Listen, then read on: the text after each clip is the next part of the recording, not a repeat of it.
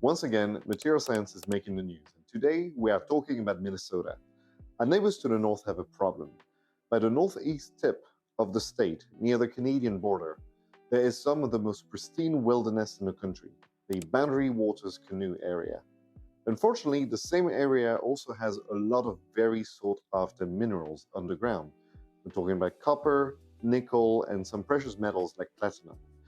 In order to preserve the local environment, the Biden administration had actually put a 20-year ban on mining in that specific area, but recently it's been overturned. Here's the current situation. Twin Metals LLC is a company that was specifically created to mine these deposits. It's a subsidiary of a Chilean company called Antofagasta, one of the major players in copper mining worldwide. According to Twin Metals themselves, the mining would be taking place outside of the Boundary Waters Canoe area, would be mostly underground, and would have a minimal impact on the local environment. The problem is that just a few months ago, the parent company was just fined because they messed up their water management in a different mine. And this Minnesota mining project would be upstream of the Boundary Waters Canoe area and share the same watershed. So the vote of confidence just isn't there. So what's next?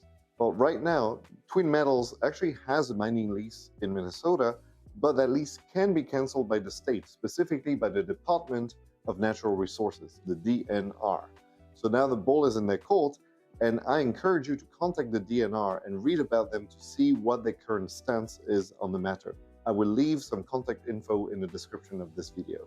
I am not a mining or environmental protection expert, but this is my personal take. If we want to continue expanding the network of solar, batteries, and clean energy in general, unfortunately, we do need to extract things out of the ground like copper and nickel. Currently, that is mostly happening in the global south countries, often under conditions that are terrible for the local environment and for the workers. Instead, I believe that there is a world where the US can and should be the steward for responsible and sustainable industry practices. But based on what I've seen so far, the Twin Metals project does not go in that direction. So contact the Minnesota DNR, stay informed, and if you follow this account, I'll be able to update you as this case develops.